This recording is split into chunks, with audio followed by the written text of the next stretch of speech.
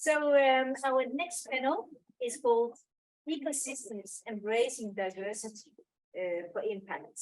And we have 2 on-site participants and 2 online participants. So we have Kai, you have already heard you speaking here, so I don't think it's necessary to introduce you more. It's Bo, and then we have Blair online from Oulu, University of Applied Sciences, and we have Roxana from Trans-Europe Aarhus. And I think we just dive into the topic right away to have enough time for the discussions. So when we are talking increasingly about ecosystems and the importance of ecosystems, and we are thinking a lot about the triple helix, but we're also increasingly thinking about how to embrace, how to involve all the actors in an ecosystem. How can we build a practice? What kind of instruments can support that? Because there are many different actors, many different sizes. We are talking about the City of Aarhus here in this particular region, about Aarhus University. We're also talking about grassroots organizations. We are talking about individual artists, designers. So how do we handle such a diversity?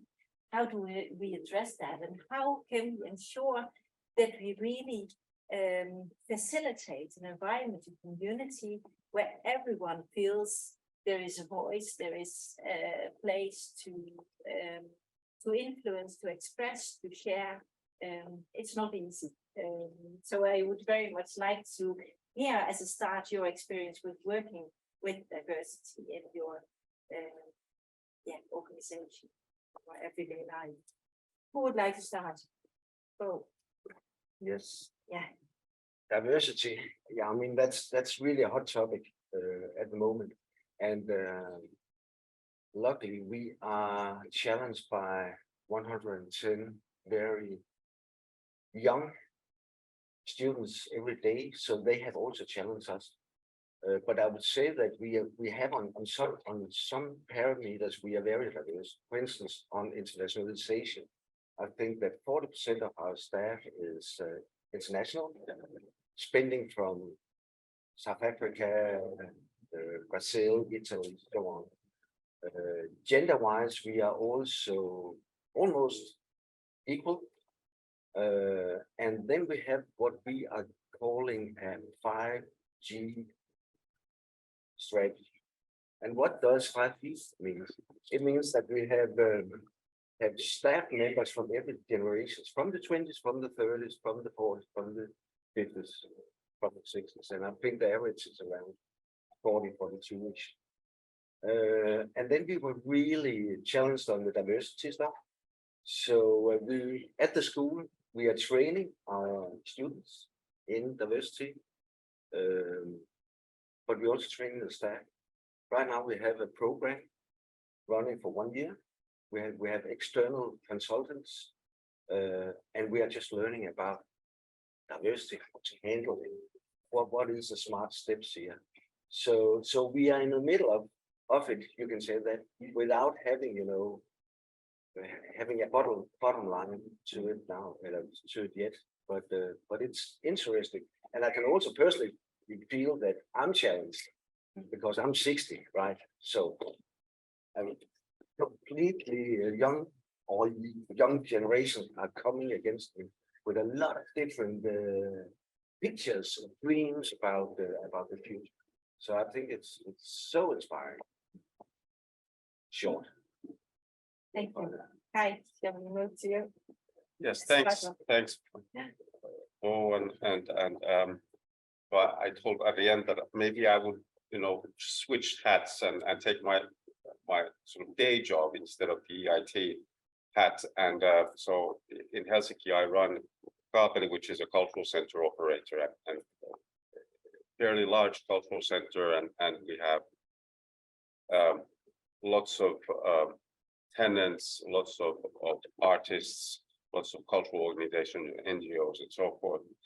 And I think I'm more sort of better positioned in answering this question from that angle. I do agree with you that it's a really tough nut to crack, and I think it's also unrealistic sort of to depart from the fact that we should have an equal sort of representation of all sorts of diversity, because there are so many facets to this diversity. It's age, it's gender, it's ethnicity, it's also the quality of work, it's also the multidisciplinarity, and what we then try to do in Kaapeli is that we sort of, maybe in the same lines that I used earlier, try to create some sort of a safe environment where everyone feels welcome, and so that we will have a representation of everything, maybe not in the same proportions, but so that no one will feel left out, and maybe that's sort of at least the first step where we can go. Thank you. Yeah, Roxana. Hi, can you hear me now? Yes, we Yes, can hear you. perfect. Yes. Hi, everyone. Sorry I can't be with you in person today. So I work for Transeuropal. We are a network of grassroots cultural centers based in repurposed buildings across Europe. We go beyond the EU. Our members and ourselves as a network, we do quite a bit of work when it comes to diversity and inclusion.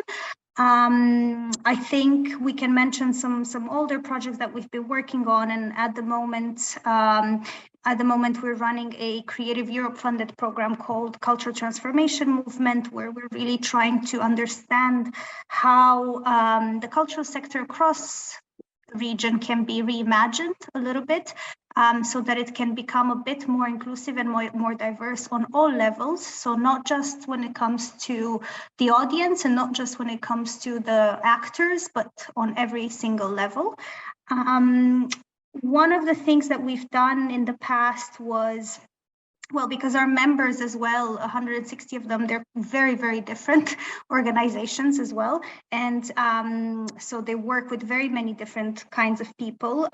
What we've done in the past is try to produce sort of an introductory handbook on how organizations, cultural centers, grassroots could sort of start approaching the idea of diversity and inclusivity, and how they could kind of start building a little bit of a roadmap for their own activities for in this area. So one of the things that we encourage as well, our members, is that they start with a diversity statement as well, that they try to define sort of where they stand and what they're trying to achieve. And why is this important to them? I mean, why are we really doing this? And then we're looking at, again, we encourage them to look at different levels. So diversity when it comes to the board, to the management level, when it comes to the staff that is involved in the organization. And then when you look at also the community that you serve and the audiences that you involve. So we're encouraging that. And of course, then everything that Kai and Bo mentioned, these are things that we also look at on a constant basis. We're also looking at participatory practices that can be done. So something like when it comes to our activities, how can we make these more accessible, whether we need to consider, excuse me, the language that we use in our conversations, whether we need to consider sign language interpreters. We try to think about how we do our communication messages, from everything from the wording of it to even the font which is used when we publish things online and in writing. We try to consider diversity as well when it comes to procurement process. If we're looking to subcontract services, what type of people are more likely to apply, and how do we reach those that maybe have the creativity and the skill that we need, but are maybe not, don't find sort of the call so accessible. And then, yes, of course, when it comes to our staff, we are, the network itself has a team of about 12 people right now that supports the members. And so we look at all these elements as well, when it comes to gender, race, background, all of it. So these are kind of, I think, some tools and some early steps, I would say, but I think it's a very complex conversation because there is no one size fits all solution for sure. So we are kind of constantly trying to also learn more and understand what we can do better in that sense. So yeah, thank you. Blair, you are Yes, thank you. Yeah. And just to add, so again, thank you so much for the invitation. It's a pleasure to join you today. I'm joining you from Oulu, Finland. I work at the Center for Arts Innovation at the Oulu University of Applied Sciences. So very much speaking with you today from the perspective of working inside a large higher education institution. Certainly to parallel some of the earlier comments, we can look at it both from the staffing side in terms of hiring practices, but also on the student side, for example, in terms of eligibility or admission processes. On the staffing side, I'm coming from Finland. I'm originally from Canada, and so the issues of EDI, equity, diversity, and inclusion are very central to a lot of institutions in the Canadian, North American context. And I'd say in many ways, I think there's a parallel interest, but I think there's a somewhat of a different kind of perspective and certain kinds of investments in terms of how we look at equity, diversity, inclusion. But also I'm speaking from the perspective of a small regional city. And I think this also presents certain challenges for us, not only for hiring, for example, a greater diversity of people working within the institution, but also this idea of how European projects, we've been hearing about EIT culture and creativity, how an organization such as ours can get more involved in these types of international programs, and in a way that can also act as a bridge. And so what I kind of putting on my academic hat, there's this concept of third space. And so the idea of creating a space that's not necessarily from the industrialists or the innovation side, and there's not necessarily a space that's principally only in the artistic and cultural side, but somewhere in between. So how do you translate those things? And the idea of creating a space, Kai, you're mentioning a safe space. So this third space where you begin to learn how to translate between various epistemologies, different ways of working, different kinds of communities and expectations that go along with that. And so the idea of creating those kind of spaces, we're certainly, I think, increasingly seeing that becoming involved in European level projects really helps us to stem that, because we're not a large European city. So we don't necessarily have the diversity of applicants, both for students and for hires, that we would, let's say, in Helsinki or Paris or wherever. So how do we bridge that? I think that's something that certainly resonates with us. Thank you, Blair. Now we have been looking within your organization about diversity, and I think some of the topics we are discussing here and some of the experiences and your approaches you have been discussing here, when we then step up also to the bigger ecosystem space where we work together with others, with also a great diversity, can you see some of the approaches you're using in your own organization that can be applicable, that can be used also in the wider context of culture and creative ecosystems? Both. You want to start? But I think it's just a trend. It's here to, it's here to stay. Yeah. So it's also very much about, stay curious. And try to challenge your biases all the time. Because there's a lot of research that says, okay, when it comes to innovation, the innovative companies in the futures are those who are really serious about this. And it's so funny because the biggest most conservative company in Denmark, Maersk, they're starting to look at us. And I thought that they came because of inspiration. And I also thought that, I also think that they thought that. But when they came, they found out that they were much more innovative when it comes or inclusive and diverse, than us. So it was so inspiring to see that. And they are really, I mean, they are really working with it on a strategic level because they know it's future. It's there where the growth is lying. And they are, of course, in for the money. But I think also what is very important there is that there is a safe space around that. Yeah, exactly. Because when you're working with bigger players and of course the smaller players, there's also, of course, imbalances in power, in different agendas, different ambitions, different resources. So how can we handle that? Do you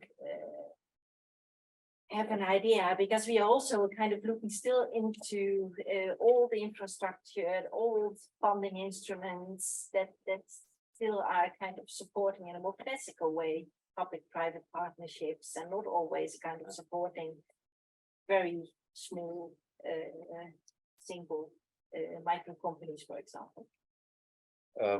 Well, I don't think we have an answer to this. I think what was sort of maybe common for all of our responses is that we need to try things out. And I think sort of experimentation is one key word and we need also sort of tolerance or the safe space for us as organizers of this experimentation, because these experiments can go wrong and often do. And well, I should say to my team that if we don't go wrong, it means that we're not experimenting enough. But yeah, let's try out here. This is, because you asked us about these challenges also. I think this is exactly a topic where some quality or quantity is as important as quality.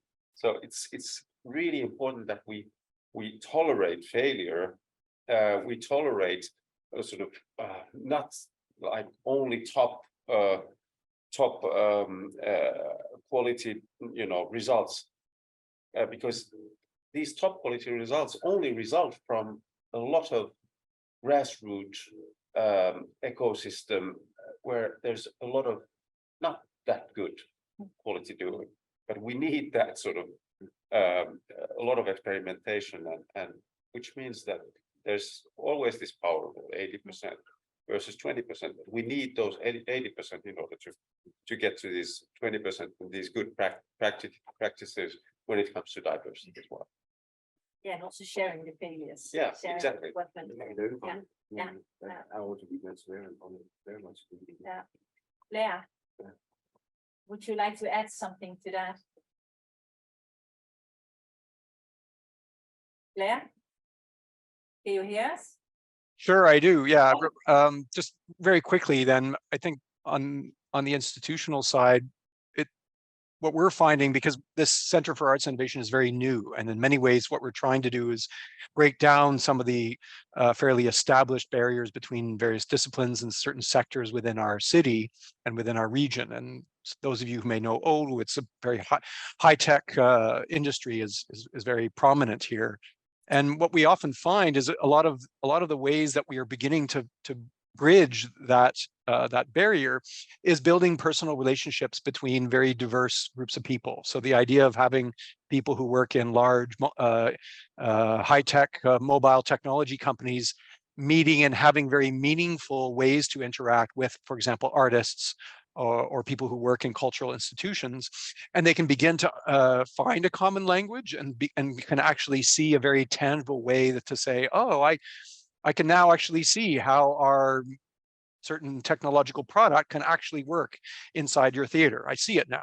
And so it's building those kind of relationships, which often can take time. And so this idea of this very frequent experimentation and not being, let's say, not having certain KPIs always about number of startups and so on, but really it's almost at that relationship level. So the amount of time, the volume of those interactions, somehow if we could measure that.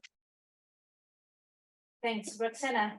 Just some final words here.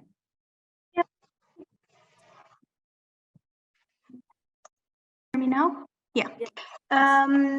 I think it's, well, a lot of what has already been mentioned, sort of creating the safe space for these interactions to happen. And but I would also say is sort of checking your privilege and being open for dialogue and not being defensive. I think these are some key, I'd say, attitudes to take when you're trying to affect sort of a change in this area of diversity, and especially when it comes to sort of, you know, higher level policy and funding programs and things like this. I think quite often people forget to look around the table and see who's there and who's really missing.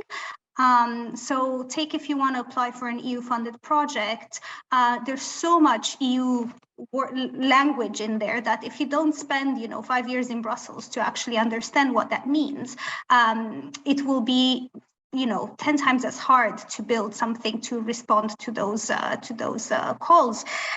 So I think when it comes to designing this policy and these funding programs, it really has to be a dialogue and an open process to have all sorts of actors involved, and to have all sorts of actors actually input in the process.